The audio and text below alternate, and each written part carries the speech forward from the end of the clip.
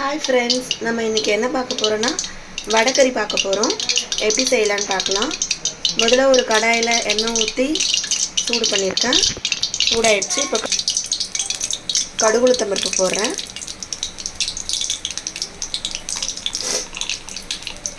கடுகு பொரியட்டும்.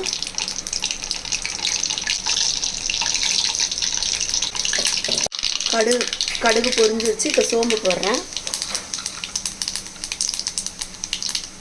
சோம்பு பொரிஞ்சிச்சு. இப்போ 2 சின்ன பட்டை போடுறேன்.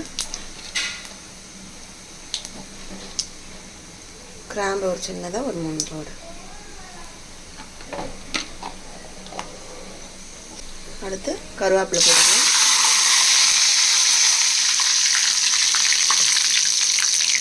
ஆனியன் போடுறேன்.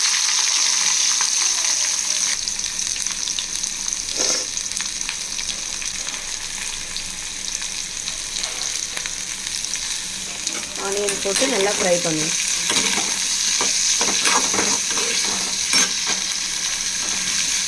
ரெண்டு சைஸ் ஆனியன் எடுத்துருக்கேன். அடுத்து வெங்காயத்தோட இஞ்சி பூண்டு பேஸ்ட்டு 1 ஸ்பூன்.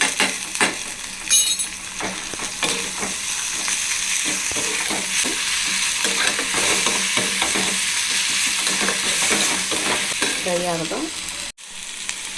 பச்சை மிளகாய் சேர்க்க போகிறேன். ஒரு சின்ன சைஸ் பச்சை மிளகாய் 3 எடுத்து கீறியிருக்கேன். லைட்டாக கீரை போட்டிருக்கேன். வெங்காயம் போட்டுக்கிறேன். ஃப்ரை ஆகட்டும். இஞ்சி பூண்டு பேஸ்ட் பார்த்திங்கன்னா இப்போ ஆனியனோடு நல்லா ஃப்ரை ஆகிடுச்சு வியூவர்ஸ். அடுத்து பார்த்திங்கன்னா நம்ம டொமேட்டோ சேர்க்க போகிறோம். ஒரு 2 டொமேட்டோ சேர்த்துருக்கேன், மீடியம் சைஸ். அதையும் நல்லா ஃப்ரை பண்ணிப்போம். லைட்டாக உப்பு போட்டுப்போம்.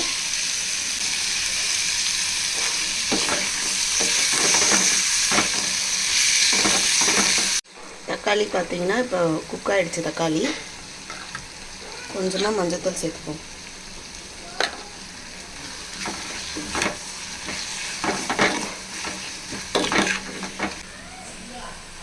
அடுத்து தேவையான அளவு தண்ணி சேர்த்துப்போம். உப்பு சேர்த்துப்போம் தேவையான அளவு. அடுத்து கொஞ்சமாக மிளகாத்தூள் சேர்த்துப்போம் தேவையான அளவு. ஏன்னா பச்சை மிளகாய் போட்டிருக்கோம், கொஞ்சமாக சேர்த்துக்கலாம் காரத்துக்கு. கொதிக்கிட்டோம். இப்போ பார்த்தீங்கன்னா நான் கடலைப்பருப்பு ஊற வச்சு அதை மிக்சியில் கொஞ்சோண்டு சோம்பு, ஒரு துண்டு இஞ்சி, ஒரு 4 பல்லு பூண்டு போட்டு அரைச்சி வச்சேன். அரைச்சி வச்சதை இட்லி குண்டால் இட்லி ஊற்றும் போது வேக வச்சு எடுத்து இந்த மாதிரி உதுத்து வச்சுருக்கேன். நீங்களும் இந்த மாதிரி ரெடி பண்ணிக்கோங்க. கொதிச்சிச்சான்னு பார்ப்போம். நம்ம இப்போ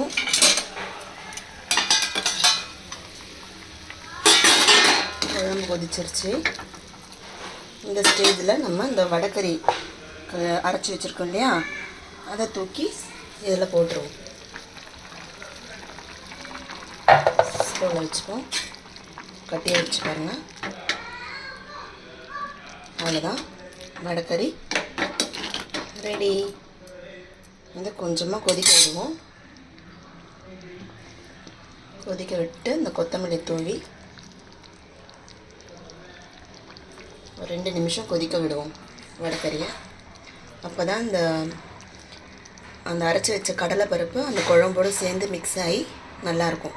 வடைக்கறி உங்களுக்கு நல்லா டேஸ்ட்டு தரும். இட்லிக்கு சாப்பிட்டிங்கன்னா ரொம்ப நல்லாயிருக்கும்.